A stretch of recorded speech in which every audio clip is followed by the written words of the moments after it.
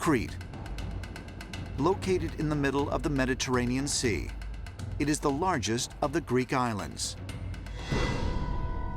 Here, in 365 AD, this once quiet province of the Byzantine Empire was destroyed by a devastating underwater earthquake and subsequent tsunami.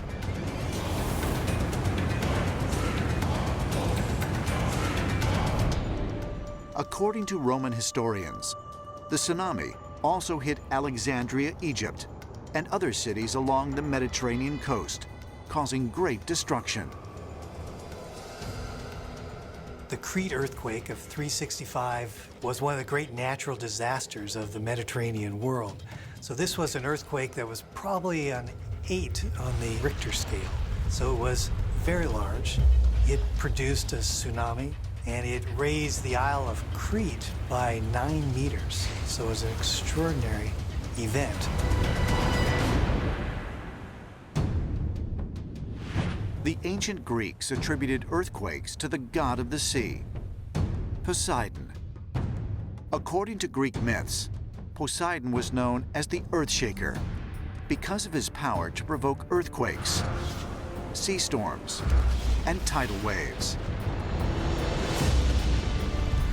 Ancient peoples would have ascribed natural disasters to the gods as a really logical answer, because first, these events are deadly. So their lives depend upon trying to appease or please gods who control those things. Crete was said to be the home of the gods.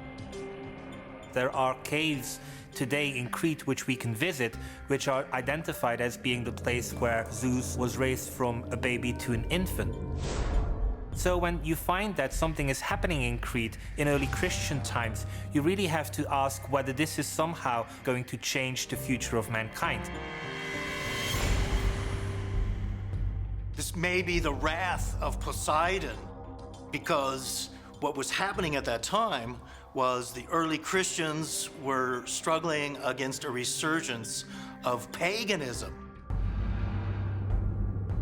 And that tsunami came to destroy, finally, all the pagan religion in the area. And so modern Christianity became dominant. But was the god Poseidon merely a figure of myth and legend? Or might this supernatural being have had a more otherworldly origin, as ancient astronaut theorists believe? Poseidon was always depicted as holding this weapon or instrument, his trident. And this trident could cause earthquakes and tsunamis. He could control the oceans with his trident. You have to wonder if this trident wasn't some high-tech, extraterrestrial device. The weapons used by these Greek gods can be compared in some ways to modern weaponry. It's interesting that the United States Navy developed nuclear missiles for its submarines with the names Poseidon and Trident. Perhaps this was Poseidon carrying out some sort of wrath on ancient Crete for finally rejecting him as a god. Is it really possible that mega disasters caused by earthquakes and tsunamis could be triggered by alien technology, as some ancient astronaut theorists believe?